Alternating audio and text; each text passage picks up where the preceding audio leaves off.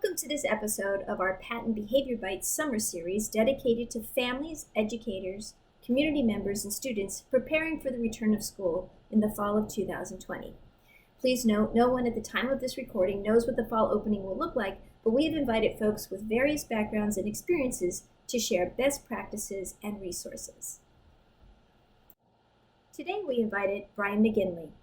Mr. McGinley is a licensed social worker from the Chester County Intermediate Unit. He currently works in the Training and Consultation Department of CCIU. Welcome to PaTTAN Behavior Bytes. My name is Sandy Shacklady-White, Educational Consultant for PaTTAN, which is the Pennsylvania Training and Technical Assistance Network through the Bureau of Special Education in the Department of Education in Pennsylvania. Today I am joined by Brian McGinley from Chester County Intermediate Unit. Our topic today is returning to school, COVID-19, mental health, and resilience. Thank you for joining us, and I'll turn it over to Brian. Hello, everyone. Like Sandy said, my name is Brian McGinley, and I am a school counselor and an LSW, as well as a training and consultation staff with the Chester County Intermediate Unit. And I'm going to be walking and talking you through our slide presentation today on resilience and getting ready to go back to school during this time of COVID-19 and returning back to school in as best and healthy a way as we can. We have a few objectives for you today, and some of those include to learn how the pandemic has impacted students, and we'll get into that as we move along because it certainly has had a broad range of impact on students. We're going to learn a little bit about resiliency and post-traumatic growth. And for some of you, they may be new terms, and for others, they might be terms that you're already familiar with, but we'll talk about resiliency and post-traumatic growth, as well as learn a few strategies, some practical things about how to prepare for a return to school. And ultimately, if you can take away one or two just practical, usable pieces of information that you can apply directly to your family situation, that would be great. That's really what we're hoping for you to be able to close out this session and say, I didn't really think about that before, or that's a good idea. Let's put that in place. So there's some of our objectives for today. So generally speaking, our initial question is, how has the pandemic impacted us? What has been the effect of the pandemic on us? And at best, as you're aware, this has been one of the strangest collective experiences for our educational world that in recent memory, that's for sure. And as a result, we've had a really, really unusual school year. Sometime in March, we were cruising along pretty typically. And then within a week or so time, we had to really pivot very quickly to going to, virtual learning for everyone. And so that required a lot of effort and a lot of work on the part of educators, but also on the part of families. And you were part of that. You were part of that pivot. From that point, it gets really highly individualized. I've had students talk about, being devastated by all of the impact of the pandemic. They lost loved ones, their families lost income and jobs, they lost a sense of security. Whereas other students were talking about, I'm kind of doing okay, that I've been able to adjust and sort of keep a pretty good pace with everything. And then still other students have talked about thriving, that there have been students who have said, I really like this. I like going to school online. I don't like the social pressure that comes with going into school. I don't like the pressure of having to get up every day and go to school. And so those students feel really good and feel as though they're doing better in this new experience. So the range has been tremendous, from devastation to really doing well. And when we kind of look at the impact of the pandemic, we can break that down a little bit to our thoughts and our feelings and behaviors. And I think that this is a way for you to gauge and to break down the impact into these little areas: our thoughts, our feelings or emotions, and our behaviors. So if we look at our thoughts, being isolated, being in a quarantine situation has created a lot of fear-based thoughts. Things like, especially initially, will I get sick? Excuse me. Will I get sick from this? Or will someone I love get sick? Younger students might have been asking, why can't I go to school? I don't know why I'm not allowed to go to school. And still some other students, particularly maybe sophomores and juniors in high school, were asking, why is this happening to me now? This is my junior year. I'm thinking about applying to colleges, or I'm supposed to be visiting colleges, or I was in the school play, or, my activities have now been canceled for my senior year. So why is this happening to me now? So there's some of the thoughts that were associated or are associated with the impact. The feelings or the emotions that can accompany those thoughts might be strong. And as a result, we might struggle with some of those. And those are things like anger, why is this happening to me? Or anxiety, will I get sick? Or depression, people I know are getting sick. And all of that it brings along the accompanying stress. Again, if, from one week to the next week, students were cut off from their friends and from their peers, they may experience some deep loneliness.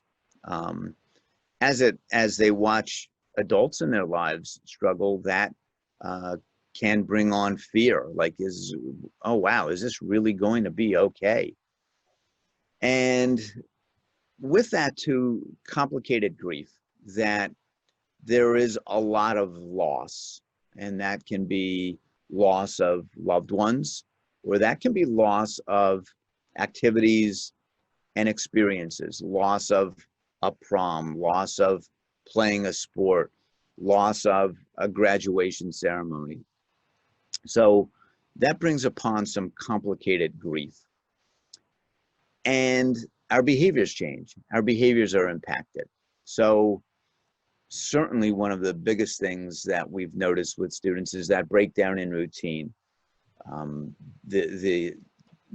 We thrive on routine. We need routine. And when that breaks down, as far as getting up, going into school, having the school day and the school routine, coming home, all at, generally in the same ballpark time, those routines are important.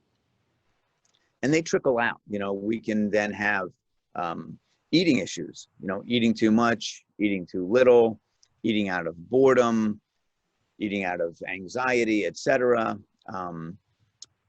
resulting sometimes in sleep issues. Lots and lots of complaints and concerns about sleep issues and sleep patterns being disrupted. With the stay-at-home, with the quarantine, lots of sedentary behaviors. So even in a typical school day, students are up, they're moving around, they're walking in the hallways, they're changing classes, they're going to lunch. If they're younger, they're having recess. The teachers are making sure that there's movement and, in the course of the day. However, in the quarantine, it's been a lot of sedentary behaviors.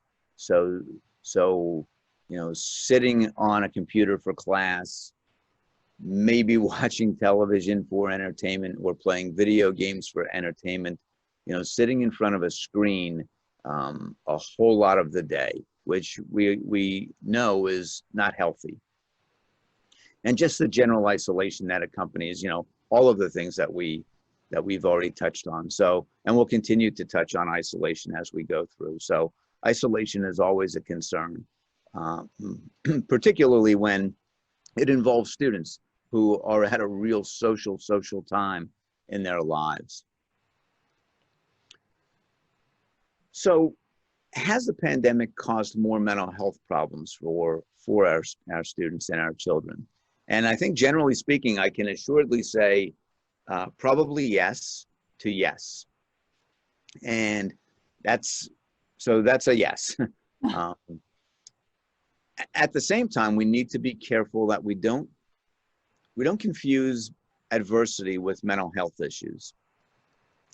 And what I mean by that is, yeah, we can struggle. We can experience some deep sadness. We can experience some anxiety. We can experience some loneliness and isolation. And they're challenging situations, but that doesn't mean that they're mental health issues. That means that they're feelings, they're emotions. And, essentially we need to look at the duration of those and the intensity of those. That how long are they going on? How deep are they? And what kinds of concerns and problems are they causing?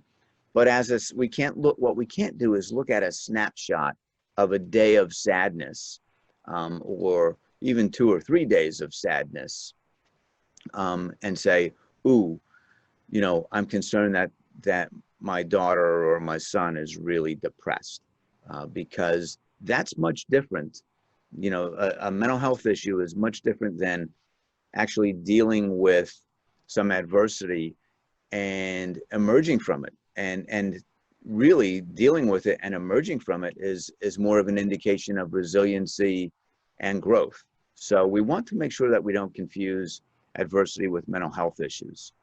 So I'm hearing you say that adversity is just dealing with everyday life stressors, and with the pandemic increasing those stressors, it's okay to feel the feelings and emotions that we all are experiencing. It's just when it becomes more chronic and intense, as you said, that's when we really have to raise the flag and look deeper at what's going on. Exactly, Sandy. Yep, exactly.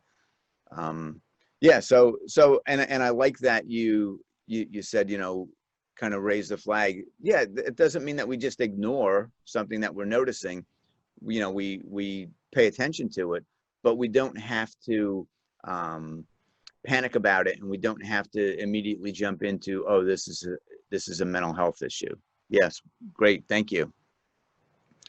And part of what helps us there is our protective factors, and realizing that those protective factors are just what they are. They protect us. They guard us against the depth of maybe being impacted by some of the adversity and the duration. So let's take a little bit of a look at some specific protective factors. So some of these include, and these are a handful of protective factors. That certainly isn't all protective factors, but we know and appreciate how important a strong social support network is. So family, friends, community, having those people and those folks around us who can help bolster us when things get tough. So that strong social support network.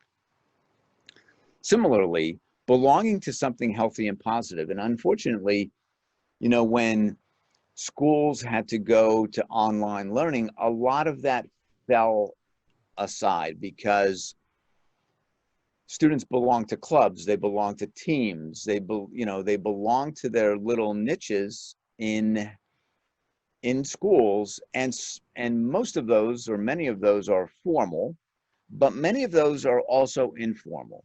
So belonging to something healthy and positive is an important protective factor. And like I said, when schools went virtual, a lot of students lost some of their that sense of belonging. A big positive and protective factor is a positive attitude.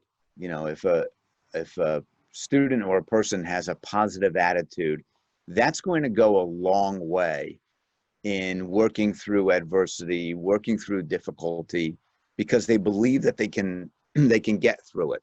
They don't have a negative and a defeatist attitude. So a positive attitude is super important. Usually accompanying that is a positive self-esteem, feeling good about themselves. Being substance-free, being drug and alcohol-free, goes a long, long way in being positive, having a positive attitude, and really not making situations worse, but being able to deal with them with a clean mind. Having problem-solving skills, that perseverance, that, hey, I'm going to figure this out, and I have plan A, B, C, and D to do that. So, I'll figure, I'm going to keep trying, and if it's the old thing, if at first you don't succeed, try again. Again, positive adults in their life. With schools going virtual, again, students lost an ability to as easily reach out to coaches, teachers, and the positive adults, who are in their school buildings. Many of them could still do that through Zoom, obviously, but it did become a little bit more difficult. And then resources, resources are definitely some good factors in there. So resources such as at school, the SAP team, the student assistance programs that schools have in place and that students are eligible to get services from. And county resources as well. And we'll touch on this a little bit later too, as we're nearing the end and touching on resources. So there's some protective factors that definitely come into play in helping with adversity. Would you also say that part of that problem-solving skills is if a youth is not certain how to solve a problem, but they have that ability to advocate for themselves and find help, and they learn how to access somebody who can help them through a problem? Yeah, great point. Great point. And so you're also pointing out how these protective factors don't just happen in a vacuum. They're connected to one another oftentimes, and they can feed off one another. So yeah, using a strength that's already in place to access another strength. Yeah, great point. Thank you. Well, thank you. Well, we've learned a lot in part one of this two-part interview between Mr. Brian McGinley and Sandy Shacklady-White. Look for our part two of this interview to be available soon. This concludes another PaTTAN Behavior Bite. Remember, this is just a bite of behavior. We'll see you next time.